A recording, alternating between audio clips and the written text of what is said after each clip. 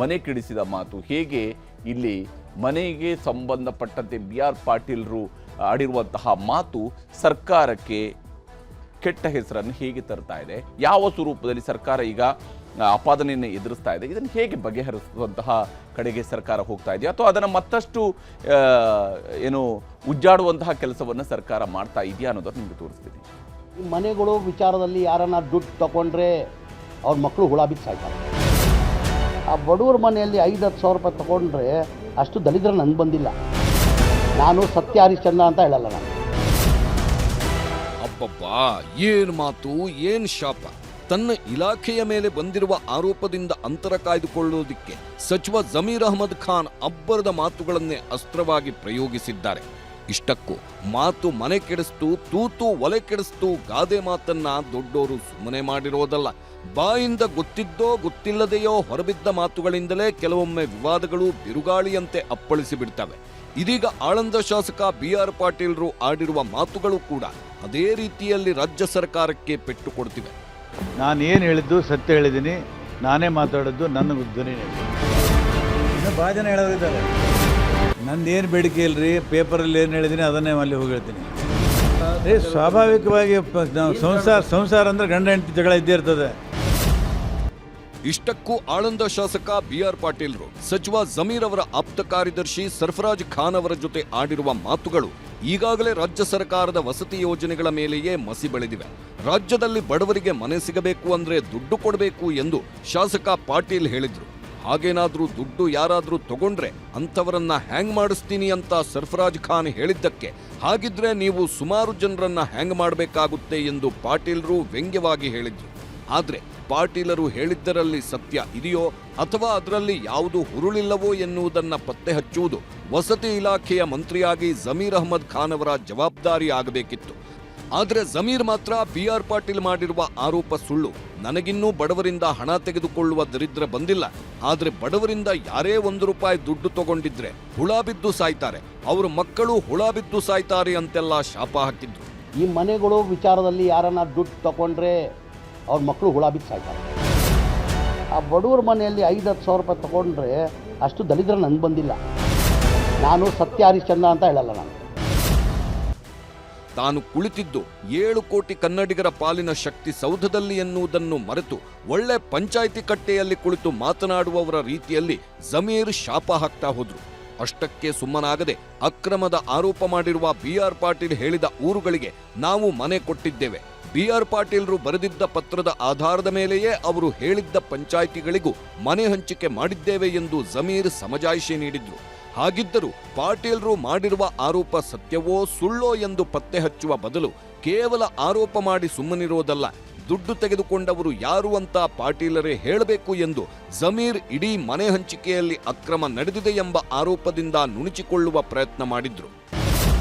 ಗ್ಯಾರಂಟಿಗಳ ಹೊರೆಯ ಹೊರತಾಗಿಯೂ ವಸತಿ ಇಲಾಖೆಗೆ ದುಡ್ಡು ಸಿಕ್ಕಿದೆ. ಸಿಎಂ ಕಾಳಜಿಯಿಂದಾಗಿ ಬಡವರಿಗೆ ಮನೆ ಕಟ್ಟಲು ಅನುದಾನ ಸಿಕ್ತಿದೆ. ಬಡವರು ಮನೆ ಕಟ್ಟಲು 7.5 ಲಕ್ಷ ರೂಪಾಯಿ ಖರ್ಚು ಆಗುತ್ತದೆ. ಆದ್ರೆ ನಾವು ಈ ಮೊದಲು 1,20,000 ಕೊಡುತ್ತಿದ್ದು ಈಗ 3,50,000ಕ್ಕೆ ಮನವಿ ಬಂದಿದ್ದು ಅದನ್ನು ಪರಿಗಣಿಸುತ್ತಿದ್ದೇವೆ ಎಂದ್ರು. ವಸತಿ ಇಲಾಖೆಯಿಂದ ಈಗಾಗಲೇ 9.5 ಲಕ್ಷ ಮನೆಗಳ ವಿತರಣೆ ಗುರಿ ಇಟ್ಟುಕೊಂಡಿದ್ದು 2024ರಲ್ಲಿ 36,789 ಮನೆಗಳು ಮಂಜೂರಾಗಿದೆ. ಈ ವರ್ಷ 42,345 ಮನೆಗಳ ಹಂಚಿಕೆಗೆ ತೀರ್ಮಾನ ಮಾಡಲಾಗಿದೆ. ಶೀಘ್ರವೇ ಅದು ಕೂಡ ಆಗಲಿದೆ ಅನ್ನೋದು ಜಮೀರ್ ವಾದವಾಗಿತ್ತು. ಇಷ್ಟೆಲ್ಲಾ ಕೆಲಸ ಮಾಡುತ್ತಿದ್ರು ಆರೋಪ ಮಾಡುತ್ತಿರೋದ್ರಿಂದ ಎಲ್ಲದರ ತನಿಖೆ ಆಗಲಿ, ತಪ್ಪು ಸಾಬೀತಾದ್ರೆ ರಾಜೀನಾಮೆ ಕೊಡ್ತೇನೆ ಎಂದ್ರು ಜಮೀರ್. ಮನೆಯಲ್ಲಿ ಬಡವರಿಗೆ ದುಡ್ಡು ತಗೊಂಡು ಮನೆಗಳು ಕೊಡೋದಾ? ಎಲ್ಲನ ಉಂಟಾದು ಆ ಥರ ಇದ್ರೆ ಅವ್ರು ಯಾರು BR ಪಾಟೀಲ್ ಅವ್ರು ಹೇಳಿ, ಯಾರು ತೊಗೊಂಡಿದ್ದಾರೆ, ಯಾರು ಇಂಥವ್ರು ತೊಗೊಂಡಿದ್ದಾರೆ, ಅವ್ರ ಮೇಲೆ ಕ್ರಮ ತಗೊಳ್ಳೋ. ನಾವು ಬಿಡೋಕ್ಕಾಗಲ್ಲ. ಬಡವ್ರ ಪಾಪ ಕೊಡೋದೇ 1,20,000, ಅದ್ರಲ್ಲಿ ನೀವು 5-10 ಸಾವಿರ ರೂಪಾಯಿ ತೊಗೊಳಕ್ಕೆ ಸಾಧ್ಯನಾ? ಅದು ಆ ಬಡವ್ರ ಮನೆಯಲ್ಲಿ 5-10 ಸಾವಿರ ರೂಪಾಯಿ ತೊಗೊಂಡ್ರೆ ಅಷ್ಟು ದಲಿತರ ನನಗೆ ಬಂದಿಲ್ಲ. ಆಮೇಲೆ ನಾವು ಯಾರಿಗೂ ಇರಲಿ, ನನಗಿಲ್ಲ, ನನಗಂತೂ ಆ ದಲಿತರ ಬಂದಿಲ್ಲ. ಬಡವ್ರು ದುಡ್ಡು ತೊಗೊಂಡು ಜೀವನ ಮಾಡೋದು ನನಗಂತೂ ಆ ದಲಿತರ ನನಗೆ ಬಂದಿಲ್ಲ. ಆಮೇಲೆ ಎನಿಬಡಿ, ನಾನು ಬಿಟ್ಟು ಎನಿಬಡಿ ಹೇಳ್ತಾ ಇರೋದು, ಅವ್ರು ಏನಾದ್ರು ತೊಗೊಂಡಿದ್ದು ಮಾಡಿದರೆ ಹುಳ ಬಿದ್ದು ಸಾಯ್ತಾರೆ. ಅವ್ರ ಮಕ್ಕಳು ಶಾಪ ತರಬೇಕು.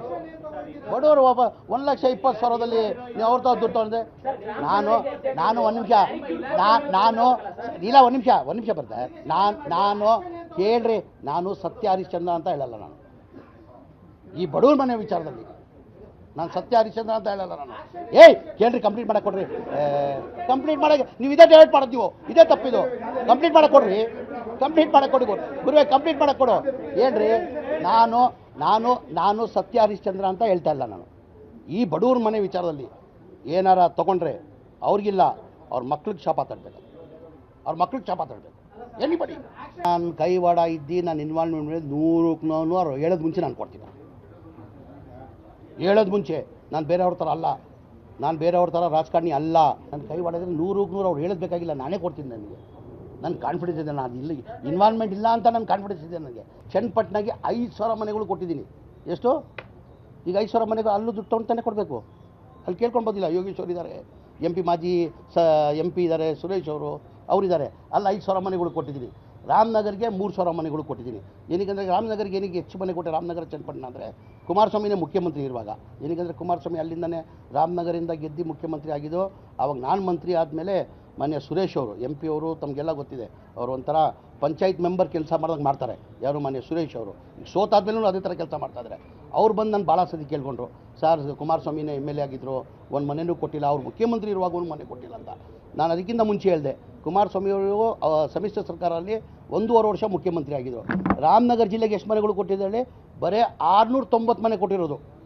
ಹಾಗಾಗಿ ನಂತರ ಕೇಳಿದ್ರು ಯಾವ್ದು ಕ್ಯಾನ್ಸಲೇಷನ್ ಆಗಿದೆ, ಆ ಥರ ಎಲ್ಲರಿಗೂ ನಾವು ಕೊಡ್ಕೊಂಡು ಬರ್ತಾಯಿದ್ದು. ನಾವು ಮೊನ್ನೆನೂ ನಮ್ಮ ಸರ್ಕಾರ ಬಂದಾದಮೇಲೆ ಮನೆ ಮುಖ್ಯಮಂತ್ರಿಗಳು ಮೊನ್ನೆನೂ ಬಜೆಟಲ್ಲಿ ನನ್ನ ಮನೆ ಮುಖ್ಯಮಂತ್ರಿಗಳು ಒತ್ತಡ ಮಾಡಿದೆ. ಇಲ್ಲ ಸರ್, MLAಗಳದ್ದು ಭಾಳ ಒತ್ತಡ ಇದೆ, ಮನೆಗಳು ಹಿಂದಿನ ಸರ್ಕಾರದಲ್ಲಿ ತಾವೇ ಇರುವಾಗ ಹೈಯೆಸ್ಟ್ ಮನೆಗಳು ಕೊಟ್ಟಿದ್ದು, ಈ ಮನೆಗಳು ಇಲ್ಲ, ಮನೆಗಳು ಬೇಕಂತೇಳ್ಬಿಟ್ಟು ಮನೆ MLAಗಳು ಭಾಳ ಒತ್ತಡ ಆಗ್ತಾಯಿದ್ದಾರೆ ಅಂತ ಮನೆ ಮುಖ್ಯಮಂತ್ರಿಗೂ ಗಮನಕ್ಕೆ ತಂದೆ. ಮನೆ ಮುಖ್ಯಮಂತ್ರಿನೂ ಬಜೆಟ್ ರಿವ್ಯೂ ಮೀಟಿಂಗಲ್ಲಿ, ಆಮೇಲೆ ನಾವೆಲ್ಲ ಬಜೆಟ್ ರಿವ್ಯೂ ಮೀಟಿಂಗಲ್ಲಿ ಕೂತ್ಕೊಂಡು ಏನು ನಾವು 1,20,000 ಕೊಡ್ತಾಯಿದ್ದೀವಿ, ಅದಕ್ಕೆ 3.5 ಲಕ್ಷ ರೂಪಾಯಿ ಮಾಡಬೇಕು ಅಂತ ನಾನು ಬೇಡಿಕೆನ ಇಟ್ಟೆ ಮನೆ ಮುಖ್ಯಮಂತ್ರಿಗೆ. ಏನಕ್ಕೆ 1,20,000ದಲ್ಲಿ ಏನೂ ಆಗಲ್ಲ, 3.5 ಲಕ್ಷ ಕೊಡಬೇಕು. ತಾವು ಪ್ರತಿ ವರ್ಷ ಏನು 3 ಲಕ್ಷ ಟಾರ್ಗೆಟ್ ಕೊಡ್ತಾಯಿದ್ದೀರಾ, ಅದಕ್ಕೆ 1.5 ಲಕ್ಷ ಅರ್ಧ ಕೊಡಿ ಟಾರ್ಗೆಟ್, ಅಟ್ಲೀಸ್ಟ್ 3.5 ಲಕ್ಷ ಮಾಡಿ ಅಂತ ಮನೆ ಮುಖ್ಯಮಂತ್ರಿಗೆ ಗಮನಕ್ಕೆ ತಂದಿದೆ. ಮನೆ ಮುಖ್ಯಮಂತ್ರಿನೂ ಒಪ್ಕೊಂಡಿದ್ರು. ಹೀಗೆ ಸುದ್ದಿಗೋಷ್ಠಿಯುದ್ದಕ್ಕೂ ತಮ್ಮ ಇಲಾಖೆಯ ಸಾಧನೆ ಹೇಳಿಕೊಳ್ಳುತ್ತಾ ಜಮೀರ್ ಅಹ್ಮದ್ ಖಾನ್ ಸಮರ್ಥನೆಗಳನ್ನ ಕೊಡೋದಕ್ಕಷ್ಟೇ ಸೀಮಿತವಾದ್ರು. BR ಪಾಟೀಲ್ರು ಮಾಡಿರುವ ಆರೋಪದ ಬಗ್ಗೆ ವಸತಿ ಇಲಾಖೆಯಲ್ಲಿ ಅಂತಹ ಹಣಕ್ಕಾಗಿ ಮನೆ ಮಾರುವವರು ಇದ್ದಾರೆ ಎಂಬುದನ್ನ ಪತ್ತೆ ಹಚ್ಚುವ ಗೋಜಿಗೆ ಹೋಗುವ ಲಕ್ಷಣ ಜಮೀರ್ ಮಾತುಗಳಲ್ಲಿ ಕಾಣಲೇ ಇಲ್ಲ. ನಿಜಕ್ಕೂ ಮನೆ ಹಂಚಿಕೆಯಲ್ಲಿ ಯಾವುದೇ ಹಂತದಲ್ಲೂ ಅಕ್ರಮ ನಡೆಯುತ್ತಿಲ್ಲ ಅಂತಾದ್ರೆ ವ್ಯವಸ್ಥೆಯ ಪಾರದರ್ಶಕತೆಯನ್ನ ಜನರ ಮುಂದಿಡುವ ಕೆಲಸವನ್ನ ಜಮೀರ್ ಮಾಡಬಹುದಿತ್ತು. ಅದರ ಬದಲು ಆರೋಪ ಮಾಡಿದವರೇ ಸಾಕ್ಷಿ ಕೊಡಲಿ ಎನ್ನುವ ಮೂಲಕ ಎಲ್ಲಾ ಭಾರವನ್ನ BR ಪಾಟೀಲ್ರ ಮೇಲೆ ವರ್ಗಾಯಿಸಿದ್ರು. ಈ ಮಧ್ಯೆ BR ಪಾಟೀಲ್ ಇವತ್ತು ಹಂಪಿಗೆ ಬಂದಿದ್ರು.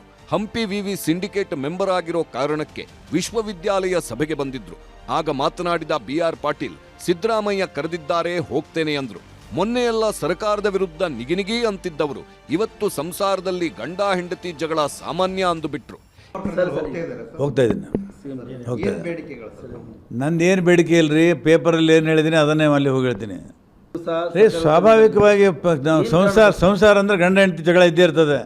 ಇದರ ನಡುವೆ BR ಪಾಟೀಲ್ ಮಾತಿಗೆ ಸಾಥ್ ಕೊಟ್ಟು ಸರ್ಕಾರದಿಂದ ಅನುದಾನ ಸಿಕ್ತಿಲ್ಲ ಎಂದಿದ್ದ ಕಾಗವಾಡ ಶಾಸಕ ರಾಜು ಕಾಗೆ ಇವತ್ತು ವಿಧಾನಸೌಧಕ್ಕೆ ಬಂದಿದ್ರು. ಕ್ಷೇತ್ರದ ಸಮಸ್ಯೆ, ಅನುದಾನದ ಬಗ್ಗೆ ಮಾತನಾಡುವುದಕ್ಕೆ ದೂರದಿಂದ ಬಂದರೂ ಸಚಿವರು ಕೈಗೆ ಸಿಗೋದಿಲ್ಲ ಎಂದು ರಾಜು ಕಾಗೆ ಕಿಡಿಕಾರಿದ್ರು. ನಾನೇನು ನನ್ನ ಸ್ವಂತಕ್ಕೆ ಕೇಳೋದಕ್ಕೆ ಬಂದಿಲ್ಲ ಎಂದು ಹರಿಹಾಯ್ದ್ರು. ಆದ್ರೆ ರಾಜೀನಾಮೆ ಮಾತಾಡಿದ್ದ ರಾಜು ಕಾಗೆ ಅವರ ಮಾತಿಗೆ ಇಂದು ಶಾಸಕ HC ಬಾಲಕೃಷ್ಣ ಟಾಂಗ್ ಕೊಟ್ರು. ಅವ್ರ ಮನೆಗಳು ಎಲ್ಲಿದಾವೋ ಹುಡುಕ್ಯಾಡಕ್ ಆಗೋದಲ್ಲ, ಮನೆಗಳು ಸಿಗುತ್ತೆ, ನಾವೆಲ್ಲಿ ಹುಡುಕಲ್ಕ ಹೋದ್ರೆ ನಾವೇನ್ರಿ ಸಿಟಿಗಳಿಗೆ ಬಂದವ್ರಲ್ಲ, ಹಳ್ಳಿಯಲ್ಲಿ ಬಂದವರು ಎಲ್ಲಿ ಹೋಗಿ ಅವ್ರ ಮನೆ ಹುಡುಕ್ಯಾಡ ಕೂತ್ಕೊಂಡು ಬೇಕಲ್ಲ, ಒಂದು 2 ತಾಸು ಆದ ಅನ್ಕೊಡ್ದು. ಅವರು ಎಲ್ಲಿ ಹೋಗಿದ್ದಾರೆ ಮಂತ್ರಿ ಅಂದ್ರೆ ಶಿವಮೊಗ್ಗಕ್ಕೆ ಹೋಗಿದ್ದಾರೆ ರೀ, ಮಂಡ್ಯಕ್ಕೆ ಹೋಗಿದ್ದಾರೆ ರೀ, ಆಮೇಲೆ ಗುಲ್ಬರ್ಗಕ್ಕೆ ಹೋಗಿದ್ದಾರೆ ರೀ. ಫೋನಲ್ಲೂ ಸಿಗೋದಲ್ಲ. ಆಮೇಲೆ ನಾವು ಹೆಂಗೆ ಕೆಲಸ ಮಾಡ್ಕೊಳೋದ್ರಿ? ಅವ್ರು PS ಕೇಳಿದ್ರೆ ಎಂದು ಬರ್ತಾರೆ ಗೊತ್ತಿಲ್ಲ ಸರ್. ನನಗೆ ಮನಸ್ಸಿಗೆ ಏನು ನೋವಾಗಿದೆ, ನನಗೆ ಆಗಬೇಕಾಗಿದೆ. ನಾನು ವೈಯಕ್ತಿಕ ಆದಲ್ಲ, ನನಗೇನು ಮನೆಗೆ ನಾನೇನು ಹೊಲ ಕೇಳಲ್ರಿ, ಮನೆ ಕೇಳಿ ಬಂಗಾರ ಕೇಳಕ್ಕೆ ಹೊಂಟಿಲ್ಲ. ನಮ್ಮ ಭಾಷೆ ಸ್ವಲ್ಪ ಉತ್ತರ ಕನ್ನಡದವ್ರು ಈ ಥರ ಇರ್ತದೆ. ನಿಮ್ಗೆ ನಾವು ಬೆಂಗಳೂರು ಸೌರಸತ್ತೆ ಮಾತಾಡೋಕೆ ಬರಲ್ಲ ನಮಗೆ. ಅದನ್ನೇ ಮೊದಲೇ ಹೇಳಿದ್ದೆ ನಾನು, ನೋಡ್ರಿ ನನ್ನ ಕರೆದು ಸಮಾಧಾನ ಆಯಿತು ಅಂದ್ರೆ ಇರ್ತೇನೆ, ಈಗ ಹೋರಾಟ ಮತ್ತೆ ಮುಂದುವರಿಸ್ತೀನಿ. ಕೆಲವೊಂದು ಸಂದರ್ಭದಲ್ಲಿ ಏರುಪೇರುಗಳಾಗದಾಗ ಮನ್ಸಿಗೆ ಬೇಸರ ಆಗ್ತದೆ. ಮನ್ಸಿಗೆ ಬೇಸರ ಆಗೋದ್ರಿಂದ ಸಮಸ್ಯೆ ಬಗೆಹರಿಯಲ್ಲ. ಅದನ್ನ ಮುಖ್ಯಮಂತ್ರಿಗಳ ಹತ್ರ, ಉಪಮುಖ್ಯಮಂತ್ರಿಗಳ ಹತ್ರ, ಸಂಬಂಧಪಟ್ಟಂತ ಮಂತ್ರಿಗಳ ಹತ್ರ ಕೂತ್ಕೊಂಡು ಬಗೆಹರಿಸ್ಕೋಬೇಕು. ನಾನು ರಾಜೀನಾಮೆ ಕೊಡೋದ್ರಿಂದ ಸಮಸ್ಯೆ ಬಗೆಹರಿಯಲ್ಲ. ನಾನು ರಾಜೀನಾಮೆ ಕೊಟ್ಟರೆ ಇನ್ನೊಬ್ಬ MLA ಆಯ್ತಾನೆ, ಎಲೆಕ್ಷನ್ ಮಾಡ್ತಾರೆ, ಇನ್ನೊಬ್ಬ MLA ಆಯ್ತಾನೆ, ಅದು ಸಮಸ್ಯೆ ಬಗೆಹರಿತದ? ನಮಗೆ ಜನ ಆಶೀರ್ವಾದ ಮಾಡೋರೆ, ನಾವು ಕೆಲಸ ಮಾಡಬೇಕು. ಅದನ್ನ ಹೋರಾಟನೋ ಇನ್ನೊಂದು ಮತ್ತೊಂದು ಯಾವ ಭೇಟಿ ಮಾಡೋದು, ಚರ್ಚೆ ಮಾಡೋದು, ಮುಖ್ಯಮಂತ್ರಿಗಳ ಮನವೊಲಿಸುವಂಥದ್ದು, ಮುಖ್ಯಮಂತ್ರಿಗಳಿಗೆ ಲೋಪದೋಷಗಳನ್ನ ಗಮನಕ್ಕೆ ತರುವಂಥದ್ದು ಮಾಡಿಕೊಂಡು ಕೆಲಸ ಮಾಡಬೇಕು. ನಾನು ಹಿರಿಯ ಶಾಸಕರಲ್ಲಿ ಮನವಿ ಮಾಡ್ತೀನಿ. ಇದರ ನಡುವೆಯೇ ಇಂದು ಸಿಎಂ ಸಿದ್ದರಾಮಯ್ಯ ದೆಹಲಿಗೆ ಹೋಗಿದ್ದಾರೆ. ರಾಷ್ಟ್ರಪತಿ ದ್ರೌಪದಿ ಮುರ್ಮು ಭೇಟಿಯಾಗಿ ಅಂಕಿತಕ್ಕಾಗಿ ಕಾಯುತ್ತಿರುವ ರಾಜ್ಯದ ಪ್ರಮುಖ ಮಸೂದೆಗಳ ಬಗ್ಗೆ ಮನವರಿಕೆ ಮಾಡಿಕೊಟ್ಟರು. ಹಣಕಾಸು ಸಚಿವೆ ನಿರ್ಮಲಾ ಸೀತಾರಾಮನ್ ಭೇಟಿಯಾಗಿ ಅನುದಾನ ತಾರತಮ್ಯ, ಜಿಎಸ್ಟಿ ಹಂಚಿಕೆ ತಾರತಮ್ಯದ ಬಗ್ಗೆ ಮನವರಿಕೆ ಮಾಡಿಕೊಟ್ಟರು. ಇದೇ ವೇಳೆ ಹೈಕಮಾಂಡ್ ನಾಯಕರನ್ನೂ ಭೇಟಿಯಾದರು. ರಾಜ್ಯ ಕಾಂಗ್ರೆಸ್ ಉಸ್ತುವಾರಿ ರಣದೀಪ್ ಸುರ್ಜೇವಾಲಾ ಜೊತೆಗೂ ಪ್ರಸಕ್ತ ರಾಜ್ಯ ರಾಜಕೀಯ ಬೆಳವಣಿಗೆಗಳ ಬಗ್ಗೆ ಮಾತನಾಡಿದ್ರು.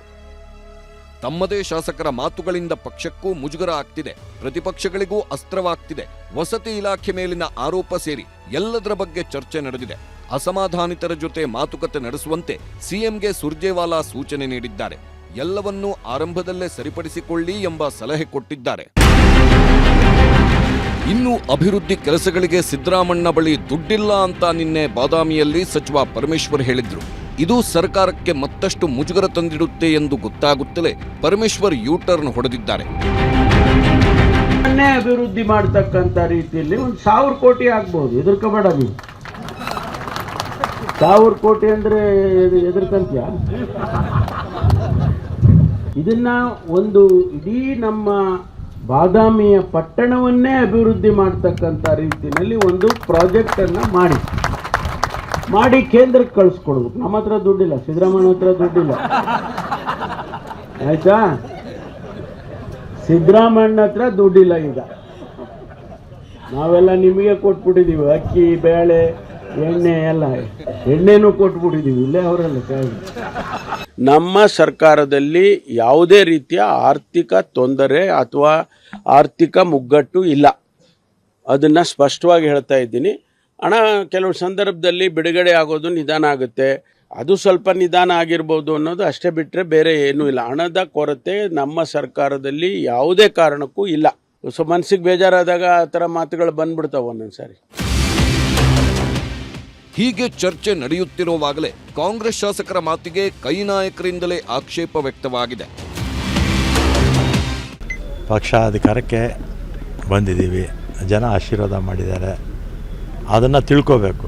ಗೆದ್ದಿರ್ತಕ್ಕಂಥವ್ರು ತಿಳ್ಕೊಂಡು ಎಲ್ರಿಗೂ ಮಂತ್ರಿ ಸ್ಥಾನ ಸಿಕ್ಕಿರಲ್ಲ, ಎಲ್ಲರಿಗೂ ಚೇರ್ಮನ್ ಆಗಿರಲ್ಲ. ಆದರೆ ಸ್ವಲ್ಪ ಸಮಾಧಾನವಾಗಿರಬೇಕು. ಸಮಾಧಾನವಾಗಿರದೇ ಇದ್ದರೆ ಮುಂದಕ್ಕೆ ಅಪಾಯ. ಈಗ 135 ಜನದಲ್ಲಿ 1-2-3 ಆ ರೀತಿ ಪತ್ರಿಕೆಗಳಲ್ಲಿ ಹೇಳಿರೋದು ನಾನು ಕೂಡ ನೋಡಿದೆ. ಇದು ಪಕ್ಷದ ಹಿತದೃಷ್ಟಿಯಿಂದ ಆ ರೀತಿ ಬಹಿರಂಗವಾಗಿ ಹೇಳೋದು ಸರಿ ಇಲ್ಲ ಅಂತ ನನ್ನ ಅಭಿಪ್ರಾಯ. ಅವ್ನು 3-4 ಜನ ಹಿರಿಯರು ಮಾತಾಡಿದ್ದಾರೆ. ಆ್ಯಕ್ಚುಲಿ ಅದು ಮಾತಾಡಬಾರ್ದು. ಅದೇನೇ ಸರಿ ಇರಲಿ, ಸುಳ್ಳಿರಲಿ, ತಪ್ಪಿರಲಿ, ಸರಿ ಇರಲಿ, ಮಾತಾಡಬಾರ್ದು. ಯಾಕೆಂದರೆ ಇದನ್ನು ಕರಿತೀವಿ. CLP ಕರೆದ ಸಂದರ್ಭದಲ್ಲಿ ಏನು ಮಾತಾಡಲ್ಲ. ನಾನು ನೋಡಿದ್ದೀನಿ, ಇವರೆಲ್ಲ ಹಿರಿಯರೇ ಮಾತಾಡಿದ್ದಾರೆ, ನಾನಿನ್ನೂ ಜೂನಿಯರು. ಹಿರಿಯರೇ ಮಾತಾಡಿದ್ದಾರೆ. CLP ಸುಮ್ಮ ಕೂತಿರ್ತಾರೆ. ಅವ್ರೇನು ಹುಲಿ ಸಿಂಹ ಕಟ್ಕೊಂಬಂದಿರ್ತಾರೆ? ಯಾರು ಹುಲಿ ಸಿಂಹ ಇಟ್ಕೊಂಬಂದಿರಲ್ಲ. ಇವ್ರು ಮಾತ್ರ ಸುಮ್ಮನೆ ಕೂತಿರ್ತಾರೆ. ಇಲ್ಲಿ ಹೊರಗೆ ಬಂದು ಮಾಧ್ಯಮ ಮುಂದೆ ಮಾತಾಡೋದಲ್ಲ. ಈ ಮಧ್ಯೆ ಗಣಿ ಅಕ್ರಮದ ಬಗ್ಗೆ ಸಿಎಂ ಸಿದ್ದರಾಮಯ್ಯನವರಿಗೆ HK ಪಾಟೀಲ್ ಬರೆದ ಪತ್ರವು ಇದೀಗ ಪ್ರತಿಪಕ್ಷಗಳ ಕೈಗೆ ಅಸ್ತ್ರವಾಗಿದೆ. ಮೊನ್ನೆ ಸರ್ಕಾರವನ್ನ ಟೀಕಿಸಿದ್ದ ಕುಮಾರಸ್ವಾಮಿಗೆ ಇಂದು ತಿರುಗೇಟು ಕೊಟ್ಟಿದ್ದಾರೆ HK ಪಾಟೀಲ್. ಈಗ HK ಪಾಟೀಲ್ ಪತ್ರ ಬರೆದವರಲ್ಲ, ಅಕ್ರಮ ಗಣಿಗಾರಿಕೆದು 15-16ರಲ್ಲಿ ಇದೇ HK ಪಾಟೀಲು ರೆಕಮೆಂಡೇಶನ್ ಮಾಡ್ತಾರೆ. ಅದು ಇಟ್ಕೊಂಡು ದಿನ ಪೂಜೆ ಮಾಡುತ್ತವ್ರೆ ಈ ಕಾಂಗ್ರೆಸ್ ಸರ್ಕಾರದಲ್ಲಿ. ನೀವು ಮುಖ್ಯಮಂತ್ರಿಗಳಾಗಿದ್ದಾಗ ಗಣಿ ಅಕ್ರಮ ವರದಿಗಳು ನಿಮ್ಮ ಕೈಯಾಗ ಇದ್ವಲ್ಲ, ಅವಾಗ ನೀವು ಅಭಿಷೇಕ ಮಾಡ್ತಾ ಕೂತಿದ್ರು ಕುಮಾರಸ್ವಾಮಿ ಅವರೇ. 1.5 ಲಕ್ಷ ಕೋಟಿ. ಹೀಗೆ ಮಾತಿಗೆ ಮಾತು ಬೆಳೆಯುತ್ತಲೇ ಇದೆ. ಇನ್ನೊಂದೆಡೆ ಕಾಂಗ್ರೆಸ್ ಶಾಸಕರ ಮಾತುಗಳನ್ನು ಸರ್ಕಾರದ ವಿರುದ್ಧ ಬಿಜೆಪಿ ನಾಯಕರು ಅಸ್ತ್ರವಾಗಿ ಪ್ರಯೋಗಿಸುತ್ತಿದ್ದಾರೆ. ನಾನಿವತ್ತು ರಾಜ್ಯದ ಮುಖ್ಯಮಂತ್ರಿಗಳನ್ನ ಕೇಳೋದಕ್ಕೆ ಇಚ್ಛಪಡ್ತೇನೆ. ಮಾನ್ಯ ಸಿದ್ದರಾಮಯ್ಯನವರೇ, BR ಪಾಟೀಲ್ ಅವರ, ರಾಜು ಕಾಗೆ ಅವರ, ಗೋಪಾಲ್ ಕೃಷ್ಣ ಅವರ ಹೇಳಿಕೆಗೆ ನಿಮ್ಮ ಉತ್ತರ ಏನು? ನಮಗೆ ಉತ್ತರ ಕೊಡಬೇಡಿ. ನಿಮ್ಮ ಆಡಳಿತ ಪಕ್ಷದ ಶಾಸಕರುಗಳು ಎತ್ತಿರ್ತಕ್ಕಂಥ ಪ್ರಶ್ನೆಗೆ ರಾಜ್ಯದ ಮುಖ್ಯಮಂತ್ರಿಗಳ ಉತ್ತರ ಏನು? ಈ ಸರ್ಕಾರದ ಬಂಡತನಕ್ಕೆ ಯಾರ ಹತ್ರ ಉತ್ತರ ಇದೆ? ಏನೂ ಆಗೇ ಇಲ್ಲ ಅನ್ನುವ ಮನಸ್ಥಿತಿಗೆ ಈಗ ನಿಮಗೆ ಸಾರ್ವಜನಿಕವಾಗಿ ಬೆತ್ತಲಾದ ನಂತರವೂ ಕೂಡ ಭ್ರಷ್ಟಾಚಾರದ ಕಾರಣಕ್ಕೆ, ಬೆಲೆ ಏರಿಕೆ ಕಾರಣಕ್ಕೆ, ತಪ್ಪು ನಿರ್ಧಾರಗಳ ಕಾರಣಕ್ಕೆ ಸಾರ್ವಜನಿಕವಾಗಿ ಬೆತ್ತಲಾದ ನಂತರವೂ ಕೂಡ ಇಲ್ಲ ಎಲ್ಲ ಚೆನ್ನಾಗಿದೆ ಅಂತ ಮರ್ಯಾದೆ ಇಲ್ಲದವ್ರ ತರ ಓಡಾಡೋರಿಗೆ ಯಾರೇನು ಮಾಡೋಕ್ಕಾಗತ್ತೆ ಹೇಳಿ? ಹೀಗೆ ಸರ್ಕಾರಕ್ಕೆ ಮುಜುಗರ ತಂದಿಟ್ಟಿರುವ ವಸತಿ ಇಲಾಖೆಯಲ್ಲಿ ಕಾಸಿಗಾಗಿ ಮನೆ ಹಂಚಿಕೆ ಆರೋಪ ಸದ್ಯಕ್ಕಂತೂ ತಣಿಯುವ ಲಕ್ಷಣ ಕಾಣ್ತಿಲ್ಲ. ಹಾಗಿದ್ದರೂ ದೆಹಲಿಯಿಂದ ವಾಪಸ್ಸಾದ ಮೇಲೆ ಸಿಎಂ ಸಿದ್ದರಾಮಯ್ಯ ತಮ್ಮದೇ ಶಾಸಕರ ಬಹಿರಂಗ ಹೇಳಿಕೆಗಳಿಗೆ ಯಾವ ರೀತಿಯ ಮದ್ದರಿಯುತ್ತಾರೆಂದು ನೋಡಬೇಕು. Bureau report, news 18.